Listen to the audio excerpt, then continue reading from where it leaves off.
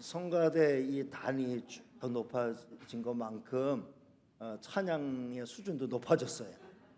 이렇게 단을 높여줄수록 수준이 높아진다면 성가대석을 저 하늘 위에다가 매달 수도 있겠습니다. 귀한 찬양 대단히 감사합니다. 오늘은 우리 교회 천안성원교회가 이 땅에 세움받은 지 만 29년이 되는 날입니다.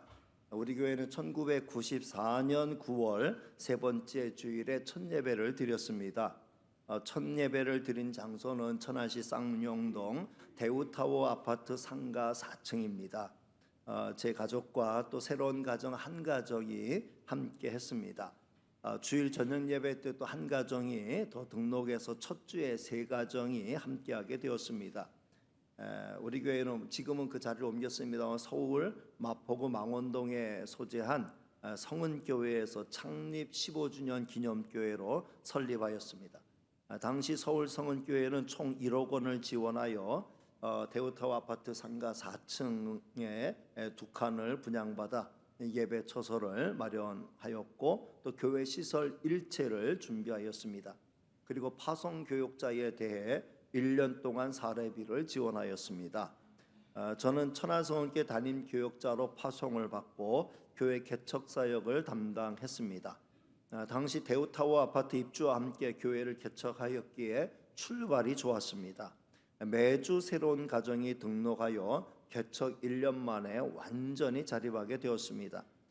개척에서 처음 몇 년 동안은 한 해에 2번씩 구역을 재편해야 했습니다. 정말 감사한 것은 지금까지 충성하는 귀한 믿음의 가정들을 개척 초기에 만났다는 것입니다. 그분들의 햇수로 30년을 한결같이 충성하며 봉사하며 귀한 책임을 감당해 주셨습니다. 한기본 장로님 가정, 안문성 장로님 가정, 정병선 장로님 가정 등이 그렇습니다. 이것이 우리 교회의 좋은 전통이 되어 우리 교회는 이제까지 건강한 교회로 잘 성장하고 있습니다. 저는 이 시간을 빌려 다시 한번 감사하다는 말씀을 드립니다. 저는 교회를 개척하면서 우리 교회의 목적과 목표 중심을 확립했습니다. 그리고 개인과 성도의 가정과 교회를 위한 연구표까지 작성했습니다. 이것들은 항상 주보 1면에 명시하면서 한시도 잊지 않도록 했습니다. 목적은 띄워드리면 오직 하나님께 솔리 데오 글로리아입니다. 목표는 하나님의 마음에 합한 교회, 하나님의 뜻을 이루어드리는 교회가 되는 겁니다. 세 중심이 있는데 하나님 중심, 성경 중심, 교회 중심. 그리고 연구표를 만들어 놨는데 개인적으로는 예수님을 닮자, 가정적으로는 천국을 이루자, 교회적으로는 세상에 사랑을 전하자로 정했습니다. 이 부분에 대해서는 잊을만 하면 반복해서 설교를 통해 되새기곤 했습니다. 저는 지금도 이 중심을 가슴 깊이 간직하고 있습니다. 이제 오늘로 우리 교회는 만 29년을 맞이하게 되었습니다. 내년에는 창립 30주년을 맞이하면서 다양한 기념 행사들을 여러 가지로 기획하고 있습니다. 하나님께 영광이 되고 성도에게 힘이 되고 은혜가 되는 뜻깊은 기회가 되리라고 기대합니다. 아울러 우리 교회가 한 단계 도약하는 기회가 되리라고 믿습니다. 교회는 예수님을 머리로 하는 예수님의 몸이죠. 몸을 구성하는 주체는 성도입니다. 따라서 성도가 없는 교회는 교회가 아니에요. 몸이 없는 그 육체가 그게 육체가 아닌 것처럼 몸이 없는 성도가 없는 교회는 교회가 아니죠. 이런 면에 있어서 교회 머리는 예수님이지만 교회의 주체는 교회의 주인은 성도라고 말할 수 있습니다. 모든 성도가 주인 의식을 갖고 교회를 섬길 때 건강한 교회로 세워질 수 있습니다. 오늘 저는 다시 우리의 존재 이유와 목적을 분명히 하면서 확실한 목표와 중심을 부여잡고 하나님의 뜻에 딱 맞는 교회로 든든히 서가기를 원합니다. 이래 모든 성도가 한 마음으로 동참해 주실 것을 주님의 이름으로 부탁드립니다. 우리 교회 머리이신 우리 주님의 뜻이 우리 가운데 높아지기를 간절히 소망합니다. 따라서 오늘은 내가 거룩하니 너희도 거룩하라는 시리즈 설교를 잠시 중단하고 우리 교회 연구표에 나오는 본문을 택해서 말씀드리려고 합니다. 여러분이 잘 아는 내용입니다. 사사 시대 400년 동안 이스라엘에는 인간 왕이 없었습니다. 하나님이 친히 이스라엘의 왕이 되시고 이스라엘을 인도하셨어요. 그동안 이스라엘의 인간 지도자는 하나님이 친히 세우신 사사들이 감당했습니다. 그러나 사사 시대는 혼란스러운 시대였습니다. 외적의 침입도 많았습니다. 그래서 이스라엘 사람들은 든든한 자기들을 지켜줄 인간 왕을 구했습니다. 다른 나라들이 그런 것처럼 우리나라도 왕을 세워주십시오라고 요청했던 것이죠. 눈에 보이지 않는 하나님을 왕으로 모시는 것보다 눈에 보이는 인간 왕이 낫다라고 생각했던 것입니다. 하나님은 몹시 섭섭하셨지만 저들의 요구를 수용하셨습니다. 그래서 하나님의 마음에 드는 사람을 찾다가 베냐민 지파 사람 가운데 기스의 아들 사울이라는 청년을 만나셨고 이 사울을 이스라엘의 초대 왕으로 세우셨어요. 사울이 이스라엘의 초대 왕으로 세워질 때 그 모습은 겸손하고 정말 나라와 민족을 위하는 훌륭한 왕의 모습이었습니다. 그러나 그러한 사울 왕의 모습은 오래가지 못했어요. 얼마 안 가서 그는 변질하고 말았습니다. 그래서 하나님은 이 사울 왕을 폐하기로 작정하시고 차기 왕을 준비하시는데 하나님의 마음에 꼭 맞는 그런 사람을 찾으셨습니다. 그래서 찾게 된 사람이 다윗이죠. 하나님이 이새의 아들 다윗을 보셨을 때 그 다윗의 마음이 하나님의 마음에 쏙 들었어요. 그래서 하나님이 이스라엘을 차기 왕으로 세워야 되겠다 작정하시고 사무엘을 통해 기름 부어 이스라엘의 왕으로 세우신 것이죠. 제가 이 다윗에게서 발견한 남다른 모습이 있다고 하면 하나님이 왜 유독 다윗을 마음에 들어 하셨을까를 생각하면서 다윗을 살펴봤을 때 확연히 눈에 들어오는 그런 표현들이 있었습니다. 제가 찾아본 바로는 다윗처럼 하나님을 향해서 자기의 솔직한 마음을 특별히 사랑하는 그 마음, 하나님을 사랑하는 그 마음을 솔직히 쏟아놓은 사람이 성경에 없어요.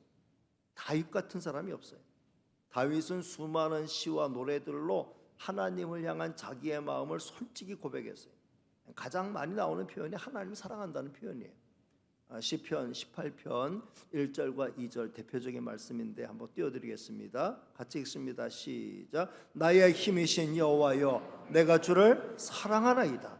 여호와는 나의 반석이요 나의 요새이시오 나를 건지시는 이시오 나의 하나님이시오 내가 그 안에 피할 나의 바위시오 나의 방패시오 나의 구원의 뿌리시오 나의 산성이시로다. 다윗은 하나님의 이름을 부르며 내가 주님을 사랑합니다 라고 당당히 고백합니다. 그러면서 왜 내가 하나님을 사랑할 수밖에 없는지 그 이유를 들어 설명하죠. 무턱대고 사랑한다가 아니라 분명한 이유가 있어서 나는 하나님만을 사랑할 수밖에 없습니다 라고 고백하는 거죠. 그리고 여러분이 잘 아는 시편 23편도 예로 들어볼 수 있죠. 1절부터 3절만 한번 읽어보겠습니다. 시작. 여호와는 나의 목자시니 내게 부족함이 없으리로다. 그가 나를 푸른 풀밭에 누이시며 쉴 만한 물가로 인도하시는도다. 내 영혼을 소생시키시고 자기 이름을 위하여 의의 길로 인도하시는도다. 다윗이 얼마나 하나님을 사랑하고 얼마나 좋아하고 얼마나 하나님 따르기를 좋아했는지 이 표현을 보면 알 수가 있습니다. 이렇게 하나님을 좋아하고 하나님을 사랑한다 고백하고 하나님 졸졸 따라다니는 다윗을 하나님이 보실 때는 어떻겠어요? 얼마나 사랑스러우셨겠습니까? 성도 여러분, 성경 어디를 보아도 다윗처럼 하나님을 향한 훌륭한 사랑의 고백을 남긴 사람이 없다 그랬죠. 하나님도 이런 사람에게 관심을 많이 두신다는 거예요. 그러니까 여러분도 만약에 하나님의 사랑을 많이 받고 싶으시다고 하면은 하나님 앞에 나와서 하나님을 사랑합니다 라고 하는 고백을 많이 하시길 바랍니다. 하나님께서 여러분을 더욱 지금보다 더 많이 사랑해 주실 줄로 믿습니다. 다윗은 이스라엘의 왕이 되고 난 다음에도 하나님을 변함없이 사랑했어요. 사울왕처럼 급히 마음이 바뀌는 일이 없었습니다. 왕이 되기 전과 왕이 되고 난 다음에 하나도 달라진 게 없었다는 거죠. 이게 다윗의 진실함이라는 겁니다. 하나님은 이런 진실한 사람을 기뻐하십니다. 다윗은 어떻게 보면 오히려 왕이 되고 난 다음에 더 많은 짐을 지게 되었고 더 많이 하나님 앞에 엎드렸다고 볼 수 있습니다. 다윗은 하나님이 자기를 위해서 무엇을 어떻게 많이 해주셨기 때문에 살아가는 것보다는 하나님이 그냥 좋았던 거예요. 좋을 때는 시와 찬미로 하나님 앞에 영광 올려드리고, 자기 뜻대로 안 될 때, 속상한 일 많이 만나고 크고 어려운 일 많이 만날 때는 기도로 하나님 앞에 메어 달렸습니다. 다윗처럼 기쁠 때는 감사와 찬송으로, 힘들고 어려울 때는 기도로 하나님을 찾고 하나님을 가까이 하는 저와 여러분이 다 되시기를 주님의 이름으로 축복합니다. 하나님은 하나님의 아들 예수 그리스도를 이 땅에 보내실 때 기왕이면 다윗의 후손으로 보내시기를 원하셨어요. 이런 면에서 다윗은 오실 예수 그리스도의 표상이 되는 것이죠. 다윗은 하나님의 뜻을 다 이루어 드리는 주체는 아니었습니다. 다윗은 하나님의 뜻을 이루어 드리는 자의 표상이었고, 그의 후손으로 오실 분이 그 주체가 되는 것이었죠.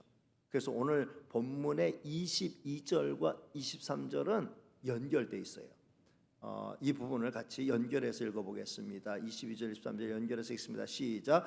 패하시고 다윗을 왕으로 세우시고 증언하여 이르시되 내가 이새의 아들 다윗을 만나니 내 마음에 맞는 사람이라 내 뜻을 다 이루리라 하시더니, 하나님이 약속하신 대로 이 사람의 후손에서 이스라엘을 위하여 구주를 세우셨으니 곧 예수라. 아멘. 22절은 마침표가 없어요. 다윗이 하나님의 뜻을 다 이루어 드렸다고 하면 22절로 마침표를 찍었어야 했어요. 그러나 22절은 다 이루리라 하시더니 라고 하는 말로 다음 절로 이어지게 만듭니다. 성도 여러분, 다윗은 하나님의 뜻을 다 이루어 드린 자가, 하나님의 뜻을 이루어 드린 자가 맞죠. 그러나 그것은 그 시대 그를 향한, 다윗을 향한 하나님의 뜻에 국한된 것이었다는 거죠. 그러나 하나님의 아들 예수 그리스도는 인류를 향한 하나님의 뜻을 다 이루셨습니다. 예수 그리스도는 그야말로 하나님의 마음에 쏙 드는 흡족한 아들이셨고, 항상 하나님 아버지와 교통하면서 하나님의 아들로서의 그 모습을 하나님과 교통하는, 그래서 하나님의 마음에 쏙 드는 자의 모습이 어떤 것인가를 우리에게 본을 보여주셨죠. 그리고 마침내 저주의 나무에 달려 십자가에서 인류를 위한 속죄의 제사를 완성하실 때 예수님 뭐라고 말씀하셨어요? 테텔레스타, 다 이루었다 이렇게 말씀하셨어요. 예수님은 하나님 아버지께서 자신을 이 땅에 보내신 그 목적을 다 이루어 드렸고, 하나님의 뜻을 처음부터 끝까지 다 이루어 드렸고, 그래서 하나님의 마음을 정말, 하나님 아버지의 마음을 정말 시원케 해드린 아들이셨다라고 성경은 말씀합니다. 성도 여러분, 정말 남의 마음에 쏙 들게 일을 해낸다는 건 쉬운 일이 아니죠. 무엇 하나라도 아쉬운 부분이 남게 마련이에요. 그래서 열의 9을 해냈다고 하면 정말 크게 칭찬받아 마땅합니다. 다윗이 열의 9을 해냈다고 하면은 예수님은 열의 10을 다 해내셨다는 것이죠.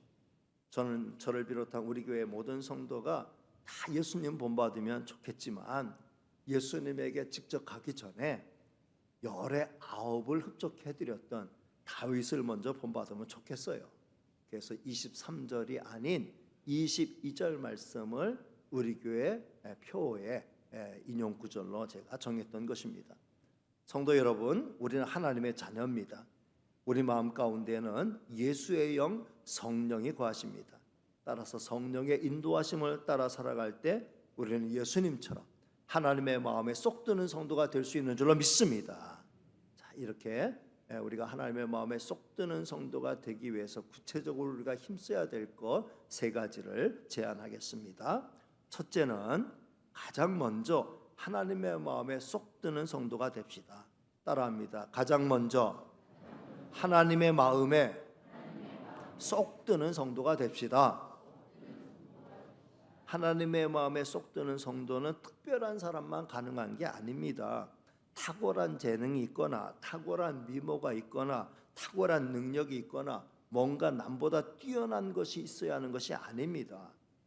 다윗은 그 위에 있던 자기 위에 있던 7명의 형들과 비교해서 외적으로 뛰어난 부분은 하나도 없었어요.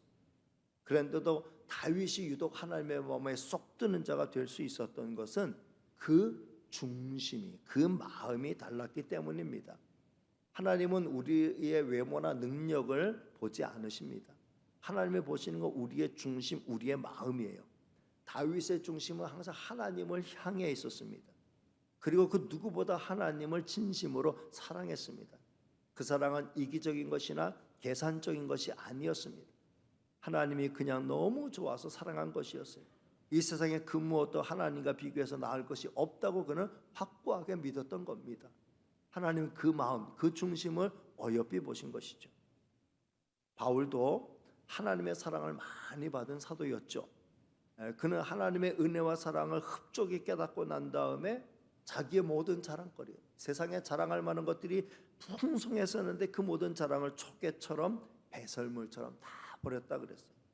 그만큼 하나님 한 분, 예수님 한 분이 가장 귀한 분으로 여겨졌기 때문이지요. 이렇게 하나님을 전적으로 사랑하는 자를 하나님은 절대로 내치지 않습니다. 하나님만을 사랑합니다. 하나님 사랑합니다. 하나님 사랑합니다. 오늘도 하나님 찾아왔어요. 오늘도 하나님 찾아왔어요. 야, 나 왜 스토킹하냐? 하나님 그렇게 말씀하지 않아요. 하나님 귀찮아하지 아니하셔요.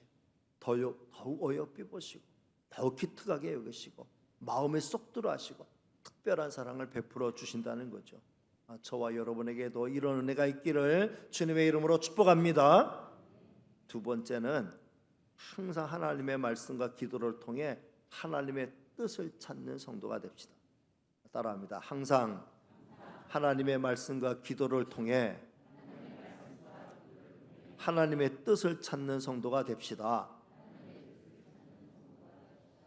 하나님을 진심으로 사랑하는 성도는 하나님의 기쁨 되기를 원하죠. 내가 사랑하는 사람이 있으면 사랑하는 사람의 기쁨이 되기를 원하잖아요. 하나님의 기쁨이 되기 위해서 꼭 필요한 게 있어요.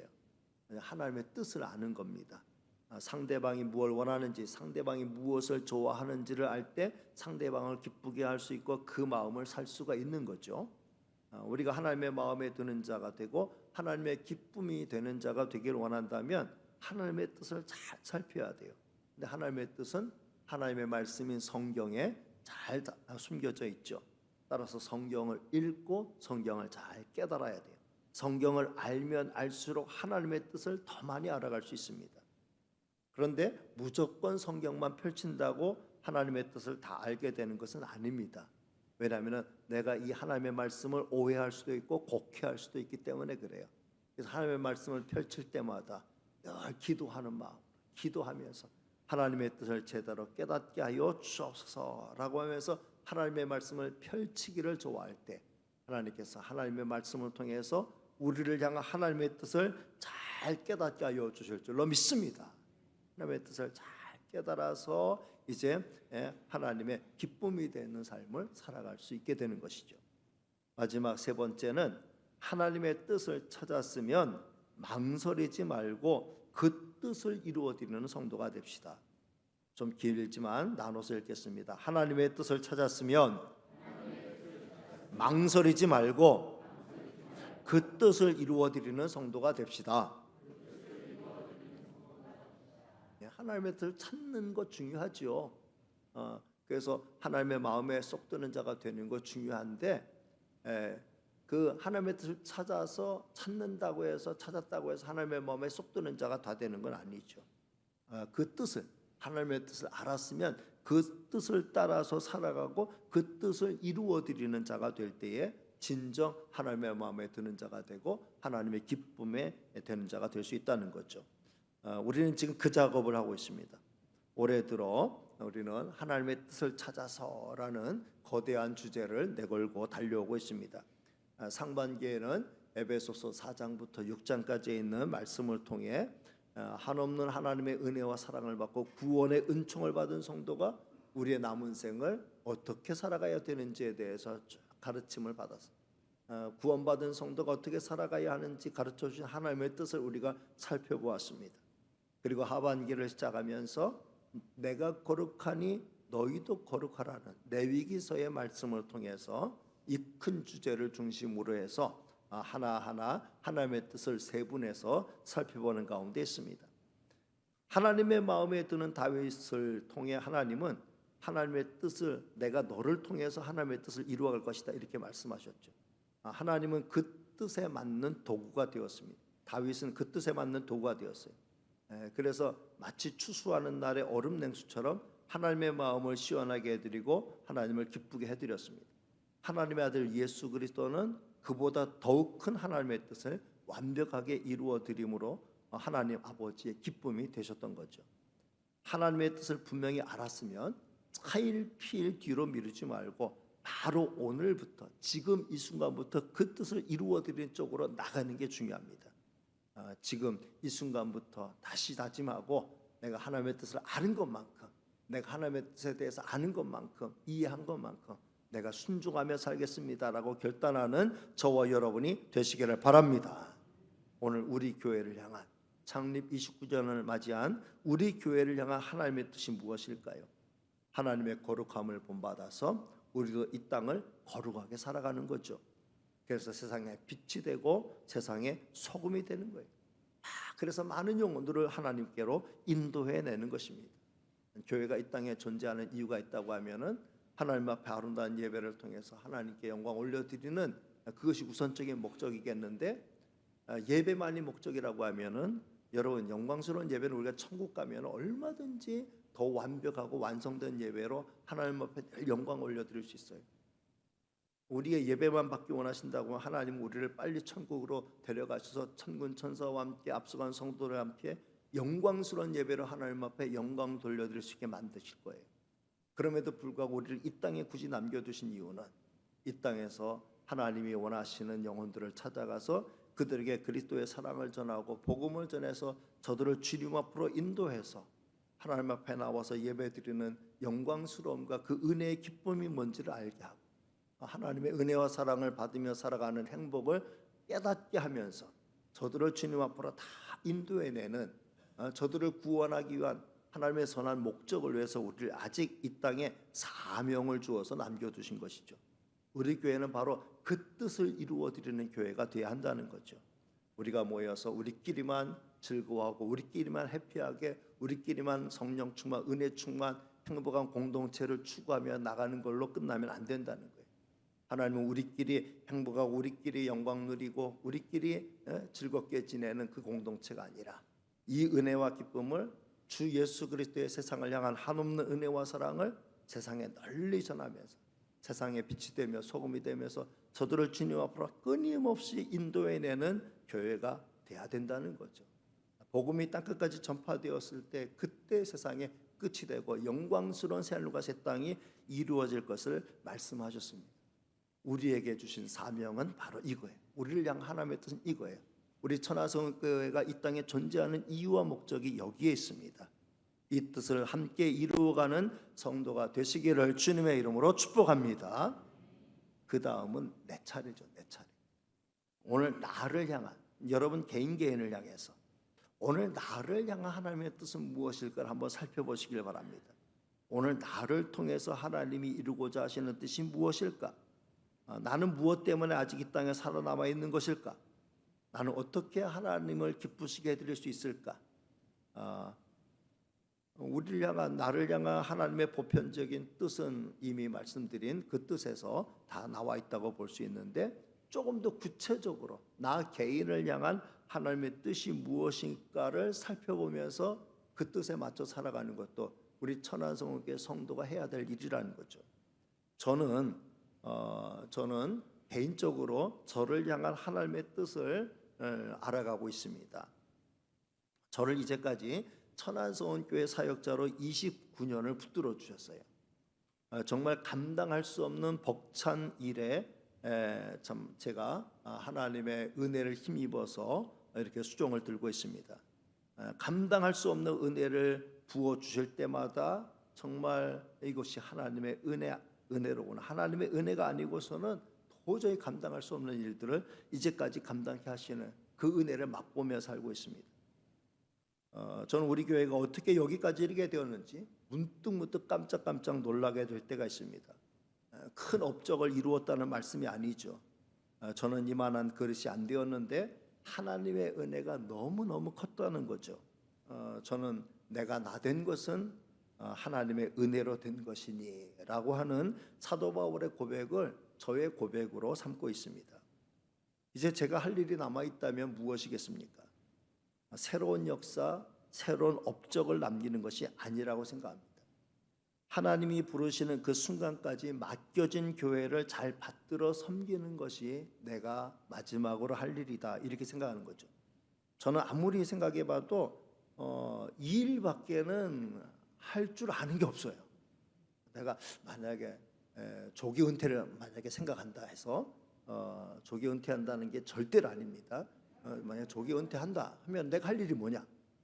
내가 마땅히 가서 정말 남은 생을 보람있게 할 수 있는 일이 뚜렷이 보이고, 그 일을 통해서도 나의 남은 생을 불태우면서 하나님의 영광을 위해서 열심히 살 수 있겠구나 라고 하는 일이 눈에 보이고, 하나님이 그곳으로 나를 부르신다라고 생각하면 얼마든지 내 남은 생을 헌신하면서 그렇게 살 수 있겠는데, 내가 하고 싶은 일, 할 수 있는 일, 할 만한 일, 하라고 하는 일이 없어요.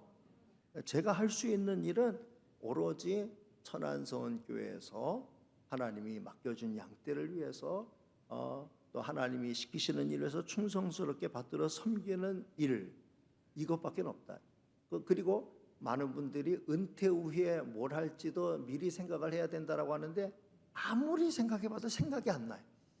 그래서 그냥 하나님이 일 맡겨주실 때까지 70정년까지는 천하성교회 목회자로서, 담임 목회자로서, 당회장으로서 그 역할을 충실히 감당하다가 그 다음에 이제 은퇴하게 되면은, 그 다음에 나는 하나님이 시키시는 일이 뚜렷이 없다고 하면은 쉴 거다, 그냥 쉴 거다, 그 생각만 지금 갖고 있습니다. 이게 지금까지의 제 생각이에요. 지금까지 생각. 그러니까 정년까지는 묵묵히 주신 사명 감당하면서 살아야 되겠다라는 거죠. 근데 모르죠. 사람 일은 모르는 거예요. 왜냐하면 하나님이 갑자기 다른 명령을 내리시면, 하나님이 갑자기 다른 명령을 내리시면은 그건 어쩔 수 없이 따라가야 되는 거죠. 너 그만해라라고 하면 어느 순간이든 당장에 그만둘 수 있는 거예요. 하나님이 다른 일을 하라고 부르시면은 하나님이 얼마든지 하나님 인도하시는 대로 저는 따라갈 마음이 있다라는 거죠. 그러나 아직까지는 그런 게 전혀 없어요. 빨리 은퇴하고 다른 일 하고 싶은 생각이 없다는 게, 왜냐하면 보이는 게 없어요. 보이는 게 아무것도 보이는 게 없어요. 그러니까 저를 위해서 기도하실 때 우리 목사님은 끝까지 오점 없이 하나님 부르실 때, 하나님 그만두시라 할 때까지 목회 잘하는 목사님 되게 해주세요, 그렇게 기도해 주시길 바랍니다. 그러기 위해서는 말씀의 은혜가 떨어지면 안 되겠죠.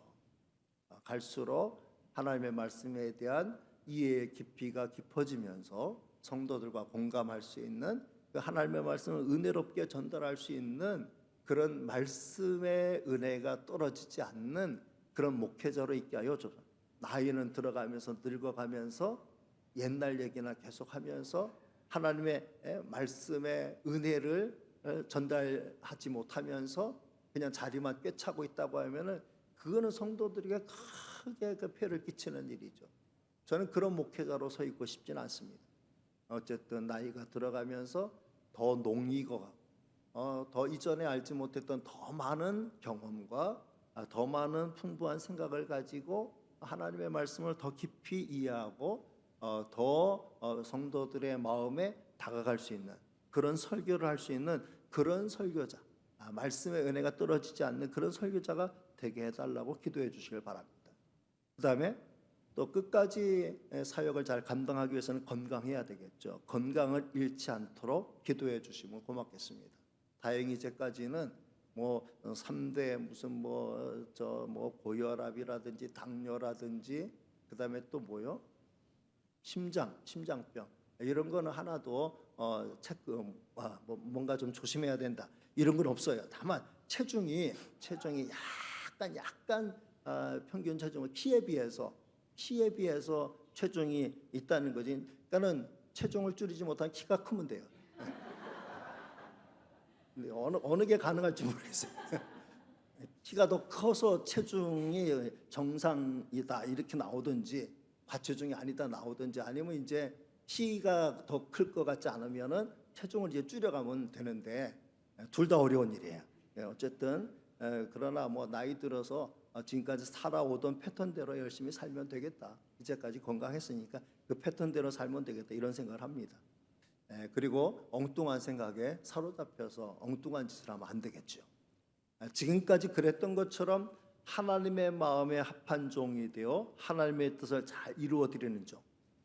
우리 집사님들 기도하셨습니다마는 예수 그리스도의 심장을 가지고 주님의 손과 발의 역할을 감당하는 종이 되게 하여 주옵소서. 그렇게 기도해 주시길 바랍니다. 저도 그렇게 기도하고 그런 종으로 서기를 지금도 노력하고 있습니다. 말씀을 맺습니다.